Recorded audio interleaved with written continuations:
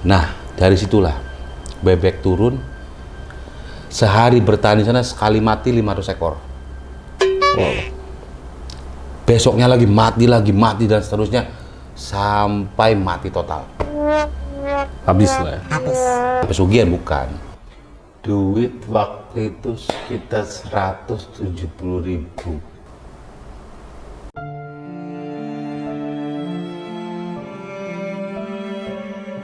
Kamu jalan ke Raden Nangtung. Ngakunya kayak saya. Buang. Di tengah perjalanan saya ketemu wanita. Wanita manusia? Normal, biasa. Dia menawarkan diri ke saya. Menawarkan apa nih? Menawarkan artinya, Mas mampir. Oh.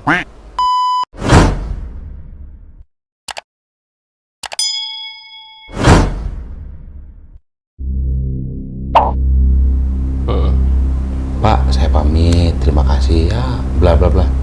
Saya bicara, terima kasih untuk ininya. Ya, gak apa-apa mas. Kayak seperti itu. Akhirnya Kang, saya dari Raden Nangtung ke Pangudar jalan kaki lagi. Tapi dari Raden Nangtung ke Pangudar itu tidak ada apa-apa lah. Biasa gitu. Biasa aja. Berapa hari itu? 1 hari. 1 hari 1 malam. Jalan Sampai ya? Jalan. Karena ada bekal gitu tuh. Bawa aqua. Akhirnya nyampe lah ke Raden Pangudar. Nah, di Raden Pangudar itu dulu saya ketemu kuncennya. Memang di situ tuh nggak boleh nginep, sama sekali nggak boleh nginep. Cuman ya bisa, tapi di area makam aja. Nah, di sana tuh ini rumah tapi ininya tuh semua makam, Kang. Jadi orang tidur di situ, dalam itu orang tidur di situ, gitu. Sama, artinya kunci menanyakan, mau nginep di sini mas, mau pak. Itu waktu itu saya sisa duit tinggal berapa, 90.000-an. Berapa hari di situ tuh? Sebulan lewat di situ. Jadi saya tuh tiap harinya malam di situ, sholat apa, berbaur sama yang ziarah di situ. Sampai saya tahu trik-trik penipuan di situ. Trik penipuan oleh dukun gitu. Dukun, jelas-jelas yang memang mereka itu bermain di situ. Sampai saya tahu prakteknya itu. Bener itu kan. Di tempat makam jadiin seperti itu. Ambil kopi ya? Iya nggak apa-apa, ngerokok dulu. Udah dulu dong. Itu setengah dari perjalanan ya. Artinya ketika sudah sampai di Raden Pangudar, saya tuh di situ seolah dapat keluarga. Biarpun yang kuncinya itu saya itu nggak suka lah. Karena saya nggak pernah beli makan, nggak apa di situ gitu kan. Karena memang posisi saya nggak ada duit. Sehari, 2 hari, ya duit 90 gimana caranya beli rokok sebatang, beli aqua yang itu, sama roti atau apalah, atau gorengan. Yang penting bertahan. Yang penting bertahan.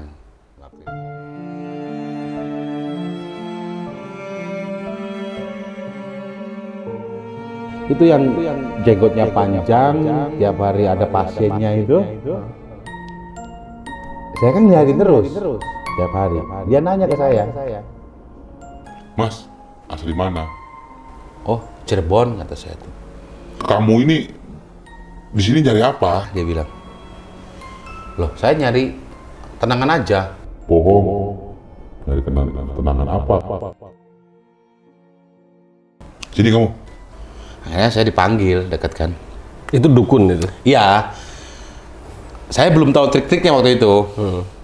Saya belum tahu dia itu Nipu lah ya? nipu-nipu tuh, saya belum tahu. Pikiran dia, mungkin saya ini bawa uang. Karena udah lama di sini, ya nggak ribet, nggak apa gitu tuh. Ya karena memang nggak ribetnya karena saya mikirnya ya udah mau makan apa sih? Ya, tinggal segini kan gitu. Cuman si orang ini kalau datang tuh lewat jam 11. Pada saat si kuncinya itu lagi sibuk gitu loh. Oh gitu. Sampai menjelang subuh baru dia pulang. 2 orang, 3 orang. Feeling saya ke dia, ke si dukun palsu ini, feeling saya itu apa? Orang bener ini, mau ngasih saya jalan. Ya kan? Akhirnya bercerita, saya cerita masalah saya ke dia. Akhirnya dia ngasih keputusan saya. Ya udah, kamu nanti tak bawa ke Banjar. Dia bilang gitu. Biayanya 2,5 juta. Oh gitu. Bilang ke saya. Nanti kamu di sana pasti pulang bawa duit. Dengan saya berpikirnya, apakah ini orang yang nolong saya nih? Waktu itu belum ada kecurigaan ya? Belum ada kecurigaan. Karena saya belum tahu ininya dia gitu loh. Pada saat saya ditawari untuk ke daerah Banjar, itu saya nggak tahu mau diapain di sana. Yang jelas kamu harus dapat duit 2,5 juta. Baru kamu tak bawa sana. Untuk beli mahar apa gitu. Saya tanya, ini bukan pesugihan kan? Bukan, tenang aja. Nanti kamu di sana ketemu sama perempuan yang cantik. Dia bilang gitu. Ya siapa orangnya kan ditawari ketemu orang cantik nanti pulang bawa duit. Pasti dong. Saya nggak bawa handphone. Saya ngomong saya nggak ada telepon buat telepon siapa-siapa. Bilang gitu. Kalau nomor telepon yang saya teman-teman ada, bilang gituin kan. Ini serius. Saya cari uang gitu. 2,5 juta itu. 2,5 juta. Lewat pulsa dibeliin dia. Ya telepon. Ya adalah yang bantu ke saya dari luar negeri. Teman saya, teman sekolah di luar negeri bantu saya. Ngasih lewat Western Union. Terus? Dikirimlah sama dia 3 juta 200. Dikirim nih duit nih. Nah, alasan saya buat modal lah gitu lah. Ya bohong juga saya ke sana karena kan masa saya mau ngomong Buat dukun. buat dukun kan nggak mungkin dikasih kan. Nah, akhirnya saya serahkan tuh uang. Udah dapat 2 hari dapat ditransfer. Saya ngambil di kantor pos Western Union. Akhirnya dikasihkan lah duit. Yang 700.000 saya pegang. Yang 2,5 juta saya kasihkan. Berangkatlah dari situ tuh Banjar. ke Banjar. Berangkat ke Banjar. Saya itu ditaruh di gunung. Ada desa, ya dari desa tuh sekitar sejam lah. Jadi memang udah ada ininya, kayak udah sediain tuh tempat duduknya, ya apanya. Gitu. Itu saya itu dengan polosnya ngikutin semuanya apa yang dia bilang. Gitu loh. Waktu itu menjelang maghrib juga, saya ditinggal di situ Kang ceritanya. Sampai 3 hari nggak ada orang datang.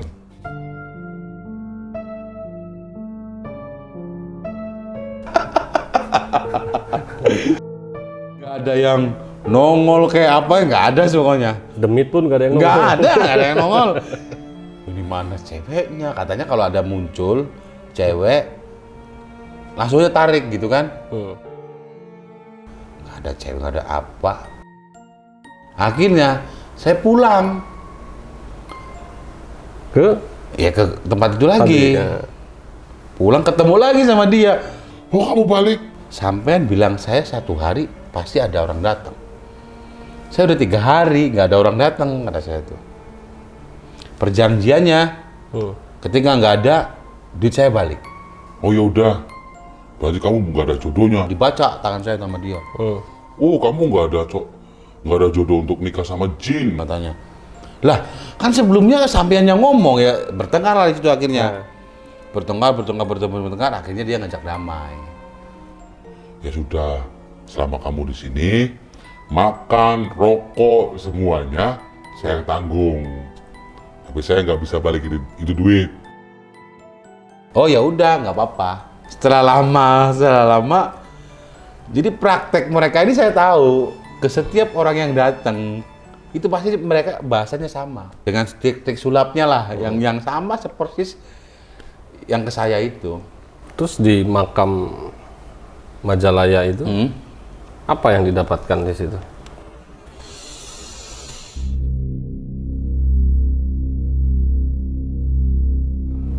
Ya berliku-liku di situ kan. Pada saat itu saya udah nggak punya duit, sempat diusir juga Di situ tuh. di situ tuh Sama? sama kuncinya. Diusir karena mungkin kelihatan wah ngapain kan gitu. Besok kamu harus ninggalin di sini. Harus keluar dari sini. Pak, saya minta semalam lagi Pak. Ada saya. Saya nunggu alsa, saya nunggu duit buat pulang. Nunggu transferan. Akhirnya dikasih waktu lah saya lagi. Nah, di hari terakhir justru ini itu godaan itu datang, Kang. Gimana tuh? Di tempat itu. Di tempat saya tidur itu.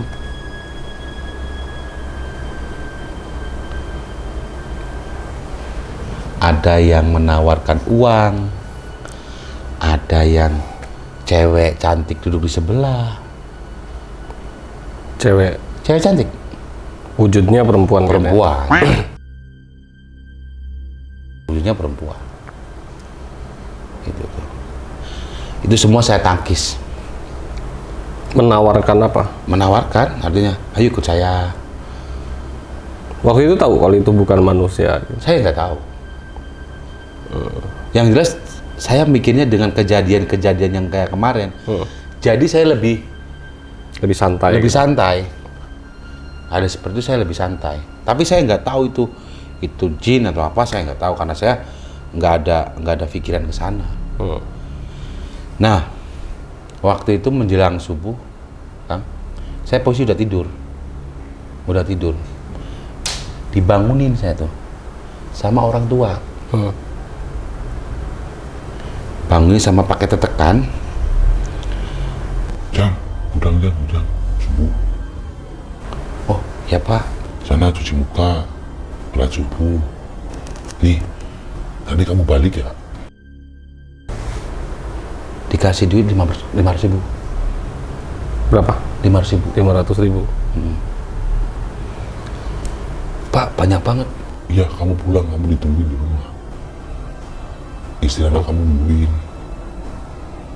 Kasihan. Dari situ, setelah menerima duit, salaman, saya sholat, saya pulang. Itu orang berhari-hari saya di situ nggak ada orang itu tuh. Kok tahu nama saya, tahu rumah saya di mana, dan ngasih duit buat pulang. Pesennya dia Kamu usaha kewetan. asal wetan pokoknya, timur. Dia bilang ke saya seperti itu.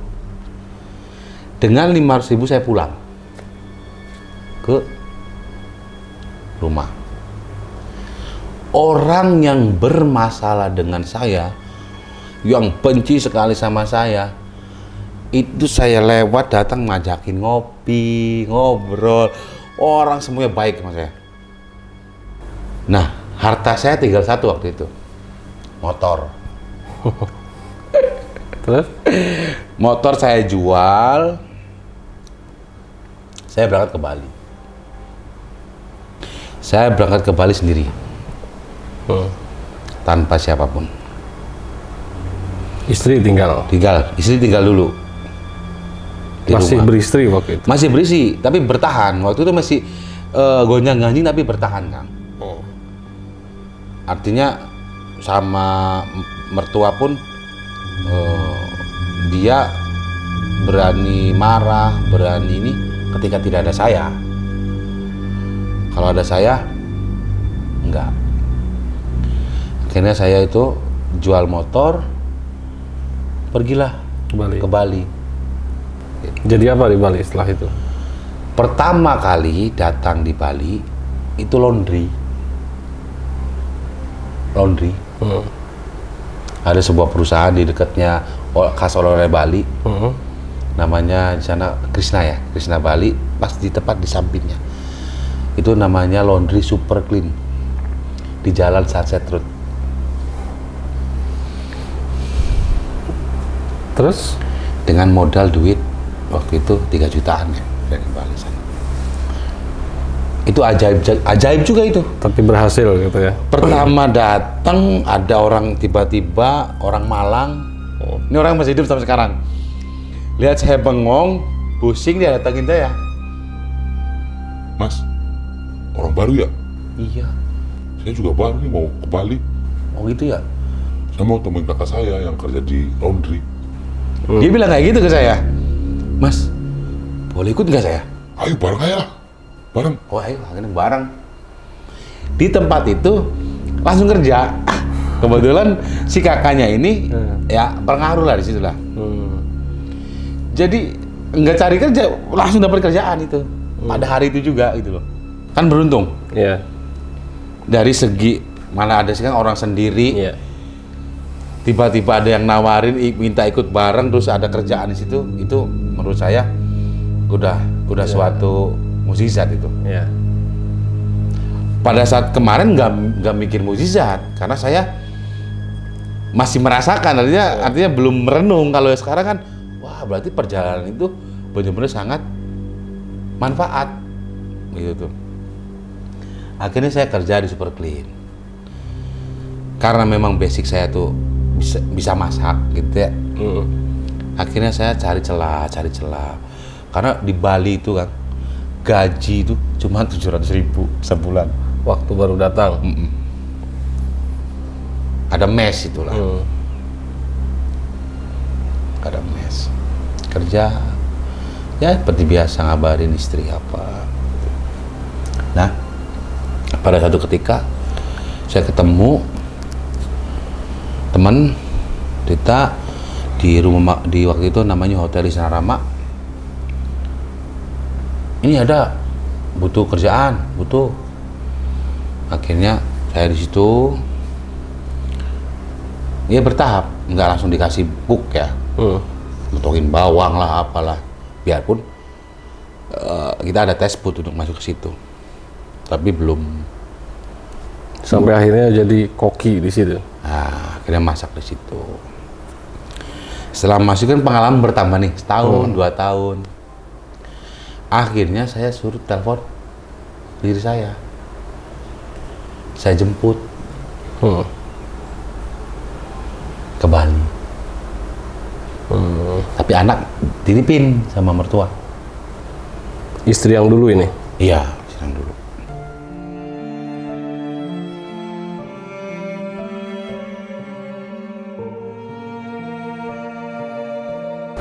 Akhirnya pada saat itu ya kita bareng di sana, bareng aja sampai nemu titik, termasuknya titik balik kehidupan yang down naik, down lagi terus naik di level yang sangat, artinya berkecukupan. Dari perjalanan segitu panjang, ya, sampai akhirnya ya dari up jatuh terus datang ke tempat-tempat keramat. Hikmah apa yang bisa diambil, Mas Bro? Semua masalah itu pasti ada solusinya. Ketika kita menghadapinya dengan tenang, dengan sabar, pasti ada jalannya. Bukan dengan cara pesugihan ya? Bukan dengan cara pesugihan. Kirain pergi ke Nyi Blorong. Wah, itu bukan solusi. Itu bukan solusi. Karena dengan cara kita introspeksi diri, mendekatkan diri mendekatkan sama diri, Tuhan. Ya. kita jangan lihat medianya, Kang. Kita jangan lihat medianya di sana kuburan atau apa. Kita nggak usah lihat medianya. Jadi yang saya pelajari setelah dapat rangkuman semua itu, oh ternyata semua masalah, seberat apapun masalah, ketika kita sudah berserah, maka akan ada jalan keluar. Oke. Gitu. Tapi dalam arti begini, kehidupan sekarang kan udah jauh dari